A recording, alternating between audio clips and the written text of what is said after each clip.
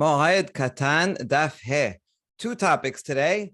First, digging cisterns or wells for public need on Chol Moed. Is that okay if it's an old one that we're redigging? What about a new one if the public need it? And then we're going to be talking about something else that's also needed for the public good, which is marking graves so that people will avoid tum'ah, and that will be most of the daf. So we begin right here, quoting the Mishnah. They said, "Umitakenin et kilkul hamayim shebershut harabim." If something is in the public area and it's a cistern and it needs either cleaning out or fixing up, then that is permitted on Chol HaMoed. So we now infer chatitain. Chafirala. This word is going to come up a lot. Chatita means cleaning out. You're allowed to clean out an old cistern if it got filled up over time. But to dig a new one, that requires a lot of work, a lot of exertion, and that would not be allowed even in a public domain. Okay, so that's our initial, but we're going to be going back and forth on this very point. Amar Rabbi Yaakov, Amar Rabbi Yochanan, lo shanu ela she'en rabim tzrichim lahem, aber rabim tzrichim lahem afilu chafira mutar. Rabbi Yochanan now wants to be more lenient on this and says, when do we say that digging a new one is not allowed? That's only when the public don't need it right now, right? They have enough cisterns, they have enough water. All right, this is a nice public works project to do at some point, but not on Chol HaMoed. We don't need it right now. However, if the public needs it right now on Chol HaMoed, then you even are permitted to dig a new cistern altogether, even though it's a lot of work, a public need. It's in public domain, and they need it right now. Okay, so that's a Yochanan. We're going to challenge it though. And even if the public need it, is it really permitted? Here's a Braita. This is Braita number 1, we'll call it. We're going to see 2 more coming up, and we're going to discuss this one a bunch. So let's pay attention here. We're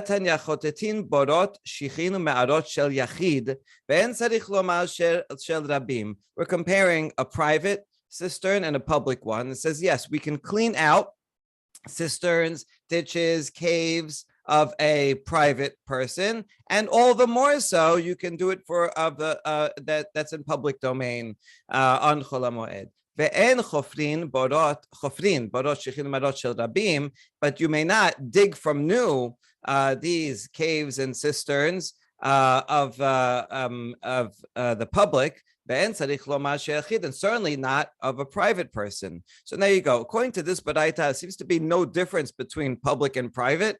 If it's an old one that you're cleaning out, it's permitted in both cases. If you're making a new one, it's prohibited in both cases. So now what cases is talking about? Is it when you need it right now or when you don't need it right now? So my love, isn't this talking about where the public need it? And nevertheless, it says not a new one. And this would therefore contradict Rabbi Yochanan, which says when the public need it, you are allowed to make a new cistern.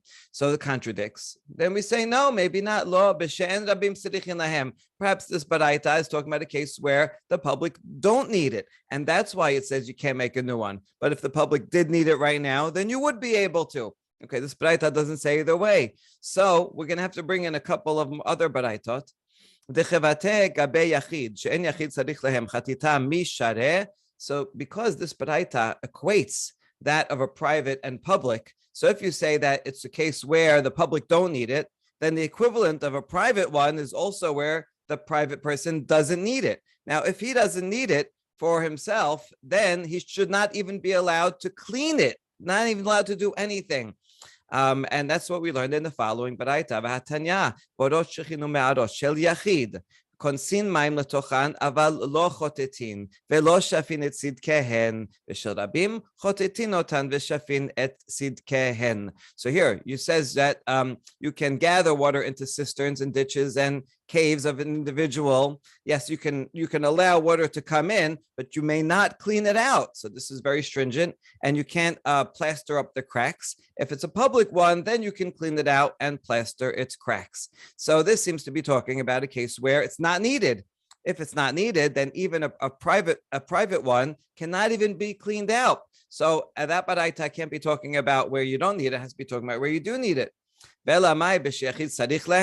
So when you do need it, and that's why you can clean it out, Well, in that case, then has to be equivalent for rabim, right? Whatever case you assume it's talking about has to be the same for private and public. It's one baraita. And b'sherabim tzrichim lahem chafira mi asir. But if the public need it, then why does that baraita number 1 say that digging a new one is prohibited? After all, we have now a third baraita that says it would be okay to make a new one, a new ditch, if the public needed. So here, a private one, you can gather water and you can clean it out. But you cannot seal up the cracks, and you cannot dig out from inside, dig out more dirt, and you can't plaster it. If it's a public one, you can dig even a new one and plaster it with lime. So you see, according to this, you're allowed to dig a new one, and this must be talking about when the public need it. So therefore, we have these baraitot that are okay, with each other. This one's talking about when you don't need it. This third one was when they do need the rain. But our first baraita, which equates yachid and rabim, really cannot be understood either way. Ela kashya hakamaita. So we have a problem with the first baraita, taritzachi, and here's going to be the solution. We have to add in a few words to explain it better. Chotetin borot shel yachid. We can clean out a private cistern. And that's only, you can clean it out when the individual needs it.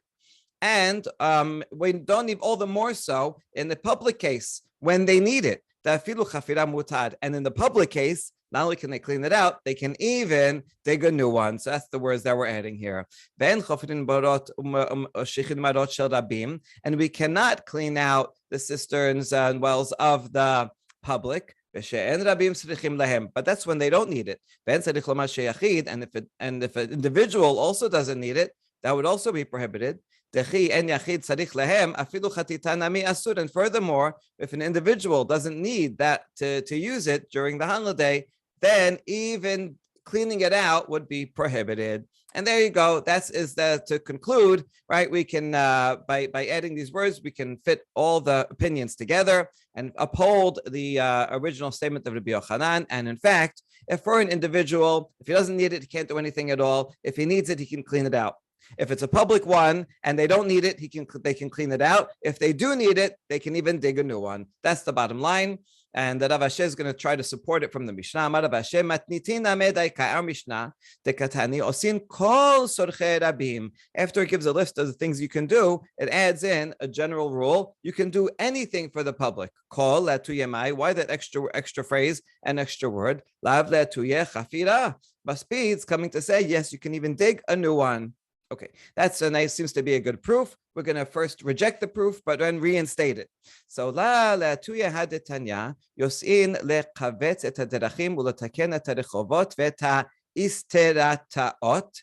So here's a braita that's parallel to our Mishnah, and it says that messengers, agents from the court, from the Beit Din, will go out to clear thorns from the roads and fix the streets. And isterataot, that's a nice Greek word. That's the same root as our word street. You can see it in there, right? Streets, to fix the streets, the potholes, and to measure the mikvaot. A lot of mikvaot all around. They want to measure, make sure that there are 40 se'ah, enough water in them, about 80 to 100 gallons. And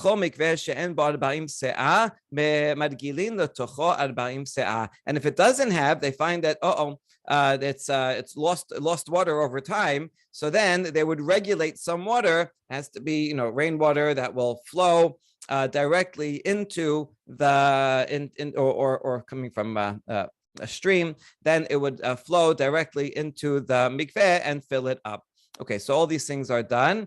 Now, minayin shem lo yasu ve'asu kol elu shekol damim shnishpechu sham ma'aleh alahem hakatuv ki'ilu hem shefachum tamud omar ve'haya alecha damim. This is unbelievable braita, very, very important lesson. And how do we know that? Let's say the agents of the court don't go out and they don't fix the streets and they don't fix the things that are needed for public good and public safety, that any blood that is spilled because they didn't fix the roads, is considered their responsibility, and they are liable. That because the pasuk says this is in regard to someone who kills by a manslaughter, inadvertent manslaughter, shogeg. He has to go to the Ida Miklat. You have to make the Ida Miklat so that the Goel Adam, the blood avenger, will not kill him. It's up to the responsibility of the government, of the leaders, to make those cities so that his blood will not be shed. He's not supposed to be killed. He was inadvertent, so he shouldn't get avenged. And so we need those cities. And there it says, "Vayalech damim." Who will be responsible? You, the leaders, for not setting up those cities. And same thing here. If the leaders don't fix the roads and do things for public safety, then they're the ones responsible. Okay, there's so many applications of this, but happens to be right now, we had the Bronx fire. Many people died. And now the city is making regulations to make sure that there are self-closing doors, and any space heaters that are sold have to have an automatic shutoff, right? Because you can't blame plain old citizens that don't know and don't have access to these things, but it's the government that has to make sure to ensure public safety. So this is a wonderful derasha to learn that lesson from. Okay, so here we learn so that we learn the word kol, that all these things, right? The word kol in the Mishnah must be coming to include that we have to make sure that we do all of these things, even on Chol HaMoed, right? So isn't it coming for that? No, it can't be coming for that list of things, because those are actually listed explicitly in the Mishnah, which says, we fix the roads, and the mikvaot also, and then it says everything. So we already know in the Mishnah explicitly those items have to be checked. So what does the word kol come to include? Is it not to include that you can even make new cisterns? That is necessary. There's also a public need. You know, if the leaders don't make enough cisterns, and then there's not enough water, and people die of thirst, that's their responsibility. And so even a new one on Chol HaMoed is that important, and that's why we do it. Okay, fantastic. So that concludes that section. And now the next item in the Mishnah says, on Chol HaMoed, we will have the agents of the court go out. They have to mark graves. Okay, this is not so much, well, it is in a way a matter of life and death. No one's going to die by becoming tameh, all right, but you do become tameh by coming into contact with the corpse. And so we want to mark anywhere that there may have been someone buried, so that people walking will know that to avoid that if they are tahor. Let's say they are carrying tirumah. It might be a kohen or anyone bringing tirumah to a kohen, and the tirumah has to be kept in purity. And so, if he then goes and walks over a burial plot, and then he'll become tameh, the tirumah will become tameh. That tirumah has to be burnt, and he won't be able to bring his korban to the Bet HaMikdash. And so there are consequences to this. So for public good, we want to mark off anywhere there is a grave so people can avoid it. Good. Amar Rabbi Shimon ben Pazi. Can we find any hint in the Torah that there is a mitzvah to go and mark graves? It doesn't say so explicitly. I know Abraham bought Ma'arat HaMachpelah. Okay, he needed that to actually bury Sarah, but how do you know that you have to go around and mark where graves might be? And so we answer, we can't really find it in Torah, but it's in Yechezkel. Yechezkel says in the future, right? We're gonna come to the land, and we're gonna have to go around and put signs in every place. That siyun is a sign. Any place where we see a bone, so that we'll say that's tameh, and we will avoid it. So there you go. Amar Rabbeinu Rav Ashi, v'hamikamed le'tel Yechezkel man amar. So that's a good question. Before Yechezkel came around, Yechezkel was a Navi, right? And during the exile between the first and second Bet HaMikdash. So before Yechezkel came and wrote this pasuk, we had no source, right? There was no law like this. For sure it must have been.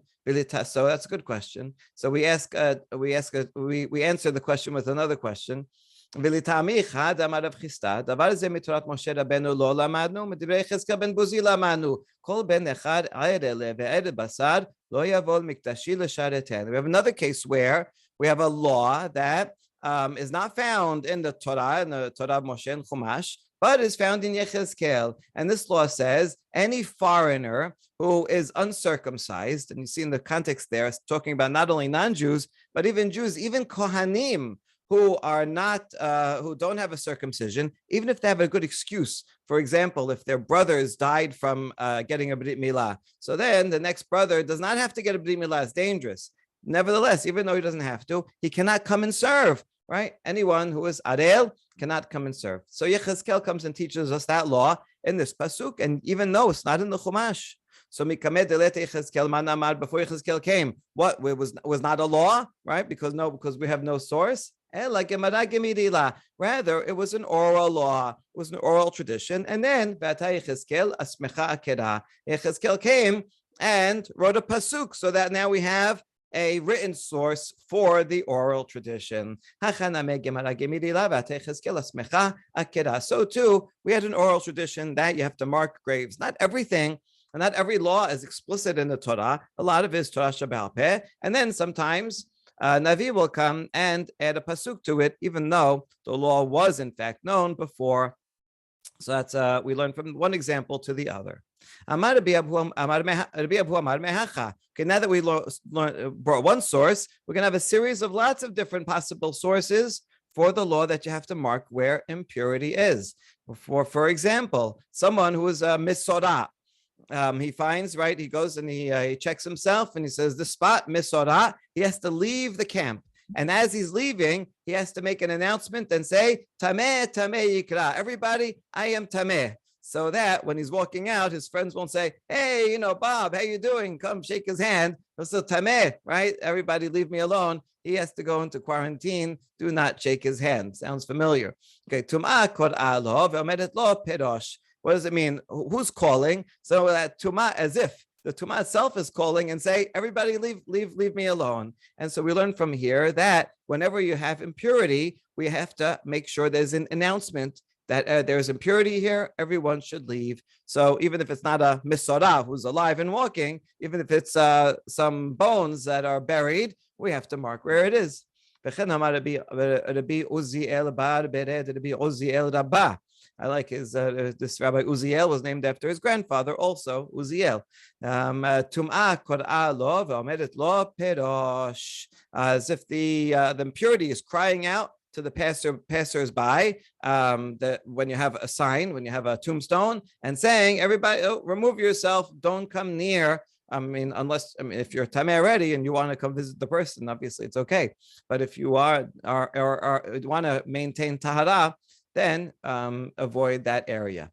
Wait, question. This pasuk from Misorah, is it really coming to teach this, that you have to mark graves? We need it for something else. We learn from here that if you ever have an ailment or anything bothering you, you should always inform the public, and so that the public will pray on your behalf.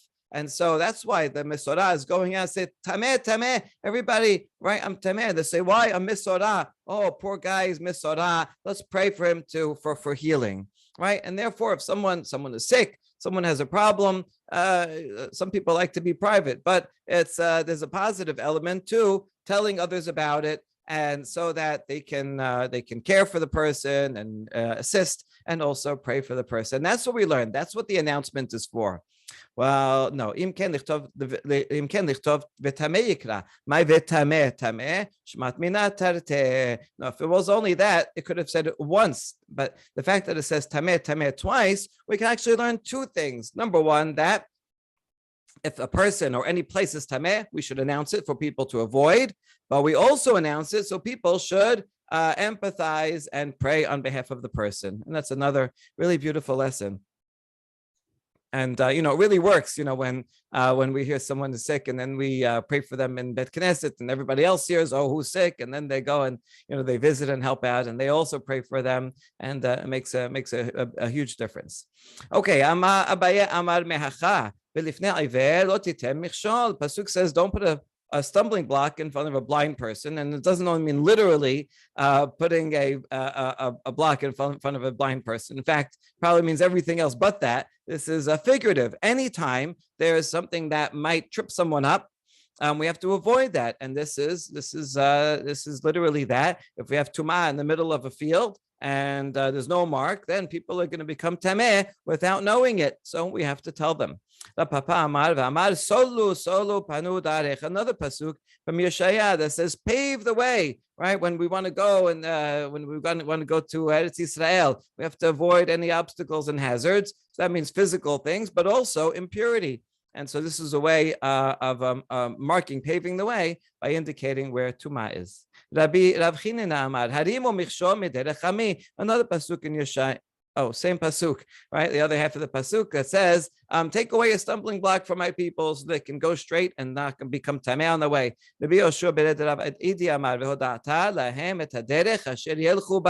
Tell them the way that they must walk. Okay, this pasuk in Peshat is the Peshat is figurative. That, what is the way? What is the way we should conduct ourselves? How should we act? But literally, it is saying, show them the way to walk. So the way to walk is to avoid the graves and go around them. How are you going to show them? You have to make signs. See, now we get to Pesukim from Chumash. So we have Pesukim. And so here it says, separate the people from impurity. Good. So this is actually separating them from impurity. Rabashe Amar, Ushmartem et Mishmarti, Asu Mishmeret. You should make a safeguard for my charge. In other words, this is in the context of tiruma, and so you should bring tiruma and eat a betahara and make a safeguard to protect that such things will not become tameh. And how are you going to do that? Well, you need to make signs on the way. Ravina Amar v'sam derech arenu b'yesha Elohim. Pasuk from Tehillim that says, and to him who orders his way, I will show salvation of God. Right? If you pave the way, if you show the way, then you'll see salvation. So you have to mark the way, which way to go. Okay. Well, once we quote this pasuk, we have another drasha about it. Amar Rabbi Yoshua ben Levi, Kol Hasham orchotav. See, sam is to place. Sham, it's the same letters, but we put it's a shin instead of a sin. That means to evaluate. So anyone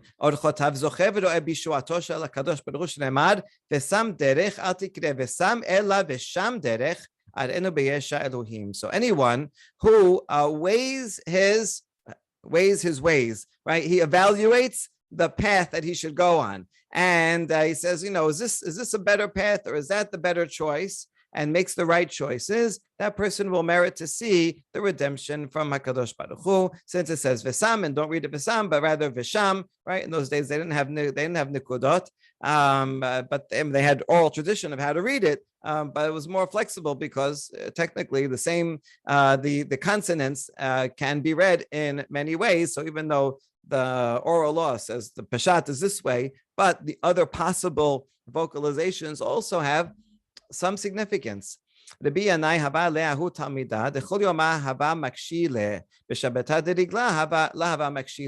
example of someone who evaluates his decisions carefully. Rabbi Yanai had a student that every day when they were learning together, when they learned in the Bet Midrash in a small group, he would ask them lots of questions, really difficult questions. That's appropriate. Students are supposed to ask questions. That's how they learn, and that's how they sharpen the teacher too. But when it was Shabbat of a holiday, and Rabbi Yanai was giving the public darasha for everyone to tell them the laws of the holiday, right? As we saw, the very end of Masechet Megillah says, right? Moshe Rabbeinu established that we should talk about the laws of the holiday on the holiday, and on the Shabbat also before it, the Shabbat during it. And so, but when he gave the public lecture, the student will not ask any questions.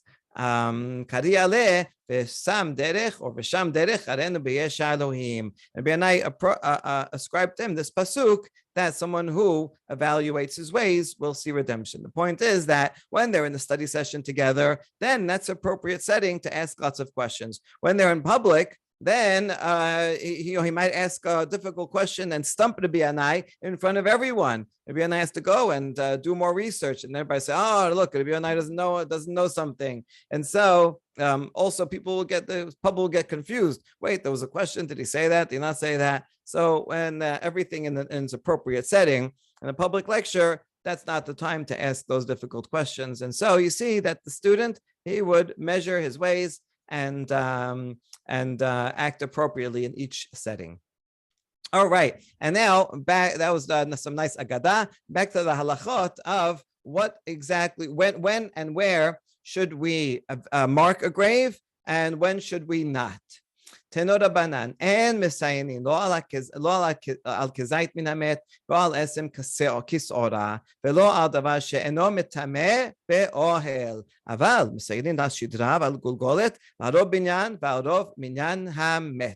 Okay, so here's the basic law that we're only going to mark a grave when there is enough of the body, enough of the skeleton that it would cause tumat ohel. Okay, in general, a human corpse will cause tumah many ways, in various ways. One, by touching it or moving it, or even if you don't touch it or move it, but you're under the same tent as the grave, then that tum'ah spreads throughout the tent, and the person there also will become tameh. That's the only one. That last one is the only one that we care about, because if you're walking on the way and you see, you see a skeleton, then you're going to avoid it. It is its own sign. You don't have to really worry about or a bone. You don't have to worry about people touching it or moving it because they're aware. What we are afraid of is the tent, right? Even if you just walk over it, so you are creating a tent, and even if you don't touch it, even if it's underground, one will be under a tent with a corpse, and then the tum'ah will spread. So that's when we do it. So now, when does a body create a tent impurity? Only, I'll skip to the second part first. When there's a shidra, a whole spine, or a skull, a lot of it, right? Or most of the bones, the majority of the bones of the person are there, then it causes tent impurity. So in that case, yes, we have to mark it. But if it's only a kizayit, or from a kizait from the body, or a bone that's the size of a barley grain, so that is the minimum size, and anything less than that does not cause tent impurity, and we don't have to worry about it. So therefore, even if we see just a little bit, a little piece, since it's only if you touch it, you'll know you touched it. So that you don't have to mark. You only have to mark if it's bigger, a skeleton, a skull, or most of the bones. Okay, that's very important principle. Also, we also don't mark a place that everybody knows for sure that's tameh, because everybody knows it already. You don't have to put a sign when everyone already knows that this area is tameh. There's no point. What we do need a marker is places that are unsure. There may be tumah here, there may not be tumah here. People don't know about it, and we want them to avoid it. Here's a list of things that are of uncertain. Sechachot uferaot ubet haperas. So sechachot means like sechach. If there's a tree that's overhanging a path, and there may be someone buried under the tree, maybe on the other side. For example, let's say you have a tree that's on the border of a cemetery, and on the other side, right? So if the part of the tree is over a grave and part of the tree is over the walkway, so you have to put a sign in front of the walkway. Hey, listen, the other part of the tree, there may be a burial there. People often would, if they couldn't get to the cemetery, they might bury in a private spot near a tree. And so if they suspected there's a grave there, they put a sign. Uferaot is an overhang of a wall, right? Maybe next to a wall that has some bricks sticking out. That also can cause tent impurity. You might not see it. It might be all the way high. So we have to put a sign. And bet haperas, this is what we're going to talk about a lot. Bet haperas, the word peras seems to come from something that's cut up or broken. That's what the word peras means. And here it's talking about a field where we suspect there is a grave. We're going to see a number of cases. Either we know someone was buried whole here, but we don't know where it is because it was not marked. and this actually happens often in old cemeteries. I know, the oldest Jewish cemetery in America, in the downtown Manhattan, has many people buried there, but we don't know exactly where, because over time the gravestones have been moved. Recently, they did some radar detection to be able, without digging anything, to see where they might be, so we have some idea where they are. But if there was some people buried here, but we don't know exactly where, then that would be one example of a bet hapedas. Another example is where there was someone buried here. We knew where he was, but then it was plowed over. Someone came, maybe they didn't realize, and they plowed the field. By plowing the field, now that will break up the bones and spread them throughout. But there may be some. If they're very small, it doesn't matter. But if there may be some bigger pieces, then that's a problem. So all these are bet hapedas, a place that we know someone was buried in, but now we don't know where those bones are. So it may be impure. We have to mark that off. ואין מעמידין ציון במקום טומאה, שלא להפסיד את הטהרות. ואין מרחיקין ציון ממקום טומאה, שלא להפסיד את ארץ ישראל. Okay, now if you do know there's a grave here, where should you put the sign? And the answer is you should not put the sign directly over the grave, because then that's too late. By the time the person is walking, right, he's not looking far in front of him, and now he's already in front of the sign, and you realize he's standing on the grave. Too late. Now he's already tameh, and that's not good, because let's say he's carrying teruma, and if teruma becomes tameh, now you have to burn it. And so now these are tahor, things that we're going to have to destroy. So you have to move it a little bit in front of where the grave is, so that you'll see the sign before you get there. But don't put it too far in front, because then you are taking away, causing loss of Eretz Yisrael. You're taking away usable land. Right? Generally, if there's land where there's a grave there, people are not going to want to use it to plant things in their field or for anything else. Right? They're going to mark it off, grave site, right? Unusable. And so if we want to be very stringent and put the marker very far, then that's going to have a lot of land that will make it maybe unusable. So therefore, put it a little bit in front of where the grave is, but just enough so you recognize it and stop in your tracks, and we'll go around it. Okay, this is actually a huge problem in Israel, because it's such an old country. There are people that lived in lots of different places and buried people. You never know where you're doing an excavation and you find remains. This also happens often. Okay, v'kazait min hamet eno metameh be'ohel. Okay, question on this. We said you don't have to make a mark if there's a kazait, an olive size of a piece of a corpse. Wait a second. V'hatenan elu shemetam be'ohel kazait min hamet. In Masechet Ohalot, we learned that a kazait is the minimum size that does cause tent impurity, and therefore, if it's less than a kazait, we understand. But if it's actually exactly a kazait, you should make a marker. Okay, when this baraita here said, don't make a sign, we're not talking about it's a big piece. We're talking about when it's exactly a kezait. And because after a few days, it will begin to deteriorate, and then it will become smaller, right, in a short time. So, mutav yisrefu alav turuma v'kadashim yilfi sha'ah. So therefore, even though you're right, it does cause tent impurity right now, better that people should make a mistake for a short time rather than people have to avoid it for a long time. In other words, better that people don't make a sign and people will come and then they'll be like, oh, look at this kezait, and then their tiruma will become tameh, they'll have to burn it.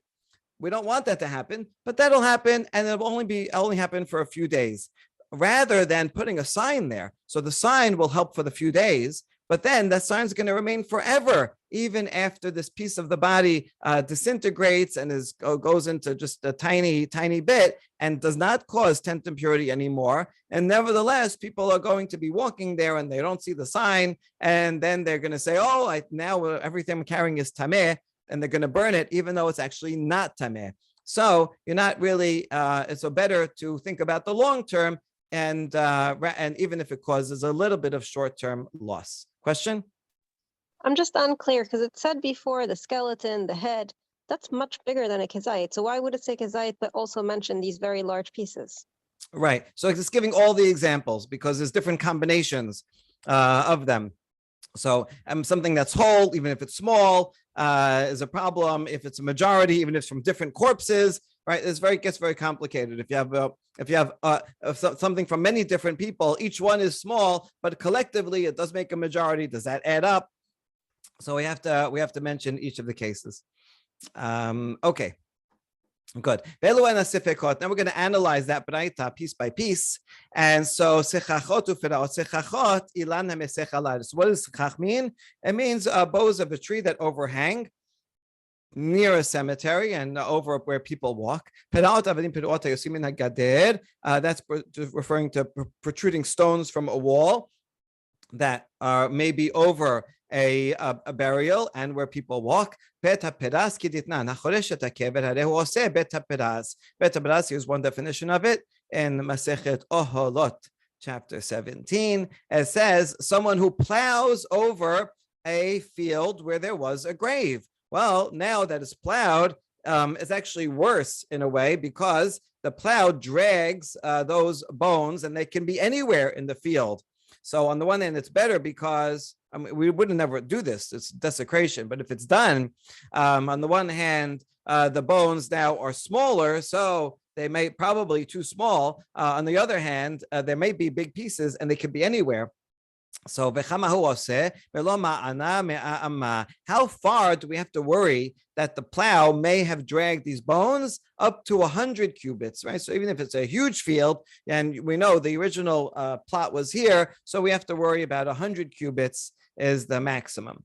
Beta peras mitame be'ohel. Okay, now question. Beta peras, does it cause tent impurity? I know there might be bones around, but they're going to be really small. And after all, we learned, if a person, let's say they are tahor, and they have to go through a beta peras in order to get to the Bet HaMikdash or wherever they're going. So here's a solution. You can blow a little bit and walk. It's kind of like detecting mines, right? You have a mine detector and you go right before you take a step, you take your metal detector and see if there's any mines. So here also, you'll blow any dust and dirt or the top layer, and then bend down and look around, see if you see any pieces of a bone that may be big enough. And if you inspect it, you don't see anything, then you can keep walking. What you see from here is that we're only worried about touching or moving a large piece, or touching or moving a piece, any piece, but we're not worried about tent impurity because tent impurity would be a problem even if you're just walking over it, and blowing and looking wouldn't help because it could be underneath and you still get tent impurity. So what you see from here is that we're not worried about tent impurity because we permit someone to blow and inspect, and so that means we only are worried about touching impurity. Okay, so another statement that supports this says that if you had this type of field and it was plowed, it was trampled, meaning people already walking on it a lot, right? It's in the middle of something and people have been walking back and forth for a while. So from all the trampling of people walking, we assume that everything, any bones that would have been there are scattered, are trampled upon, and therefore are gone. And so here also, we're only worried about people touching it. We're not worried about something buried underneath that someone will have tent impurity, because we assume that those were all broken up and too small. So why are we worrying about tent impurity regarding Bet HaPeras? That's the question. This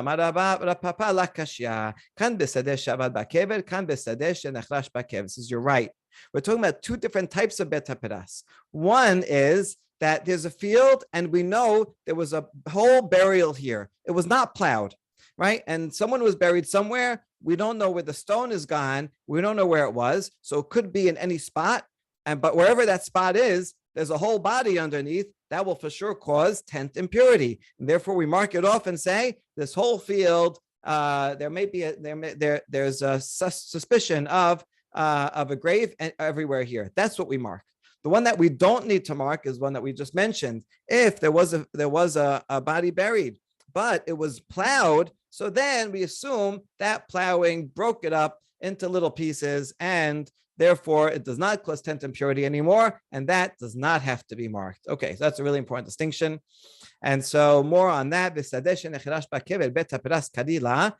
it did have, if it was plowed, do we actually call it a beta pedas? Is that also one of the definitions? And we say yes, in behatenan. After all, we'll also learn in Masechet Aholot, Shelosha beta pedas. And there's actually 3 types of fields that have this distinction, this designation beta pedas.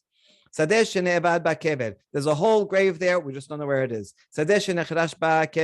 Or that it was plowed. And also a third one that we didn't learn about yet called a weeper's field. What is that? This is the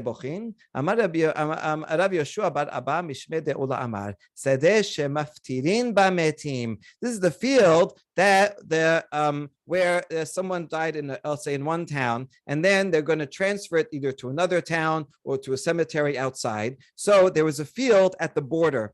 And then all the people from the town who would accompany the body would come to that field. And in that field, they would prepare the body and transfer it to the people that will take it outside. So that was the transfer point. At that field, first it was called Weeper's Field because the people that are not going forward are weeping a lot. They're crying because this is the last time they're going to see their loved one. And what happens at that field is, sorry to be a little gory, but bodies disintegrated a lot back then. They didn't have refrigerators and things, and so as they're handling the body and moving it and cleaning it, there could be a limb that may have fallen off that won't continue and may have fallen on the ground in that field and stayed there. And therefore, this type of field called Sedeh Bochin may have some limbs of a body that we don't know about that may have been lost there. We call it Yeush, when you lose something and you say, "Oh, I lost it," and you despair of ever finding it again. So that's called, that despair is related to lost items, and this would be lost limbs that may be in that field. So that's another type of beta pedas. We're not sure it's there, but there may be tumah there. Okay. So now you're telling me that if any field that was not plowed would not need a mark, because if it's plowed, then it breaks it up and spreads it all over in little pieces and does not cause tent impurity. That's what we concluded. Wait a second. V'hatanya masa sadeh mesuyenet v'niadu amatiba yesh bailanot biyado shenecharash ba'keber and bailanot biyado she'avad ba'keber. Braita that contradicts this, because it says if you come to a field and you see there's a sign on it and you don't know what is the nature of this impurity here, if there are trees in it, then you know that that it was plowed, because when you plant trees and to keep them healthy, you need to plow between them so that the water will go down to the roots. If there are no trees, then you know that there's a whole grave there and it was not plowed, because you wouldn't plow something where there's nothing growing. What would be the point?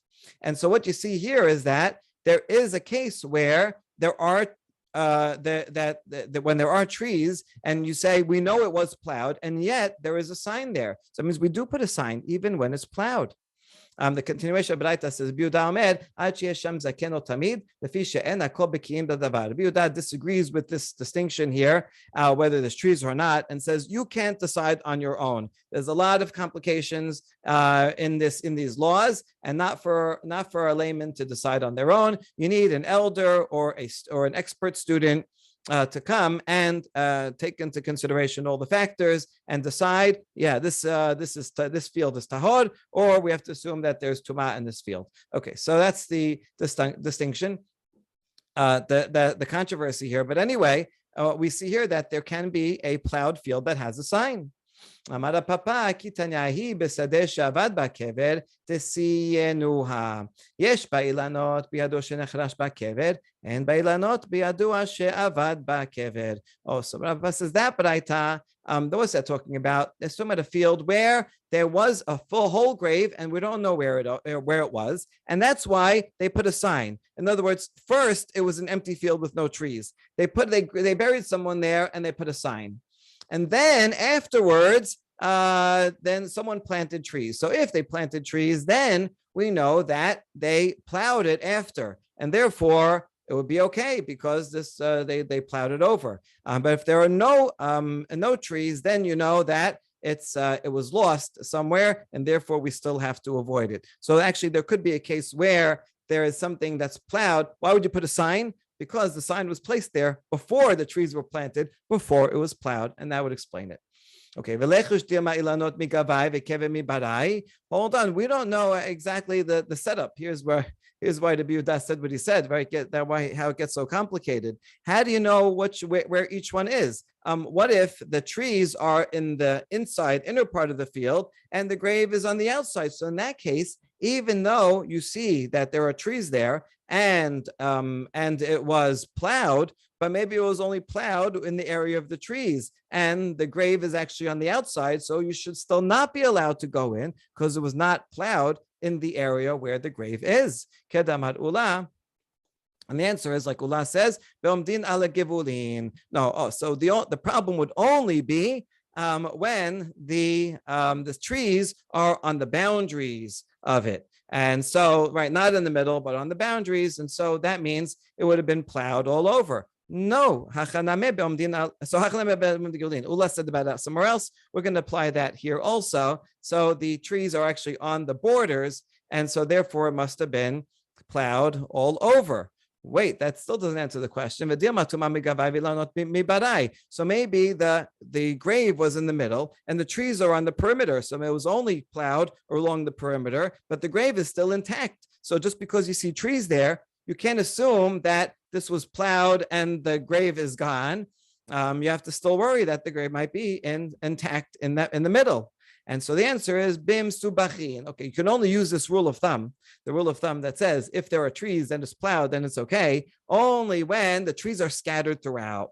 And then it would then for sure they would be plowed everywhere, and there would be no spot that there could be an intact grave. Or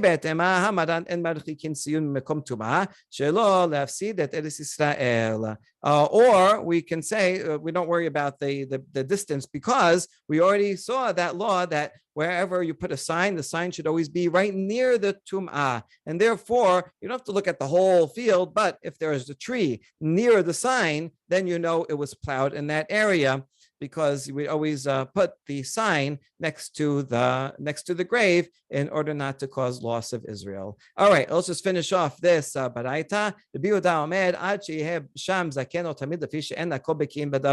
Right, we see now how complicated the matter is, and that's what Yehuda says. You have to wait till an expert comes and evaluates.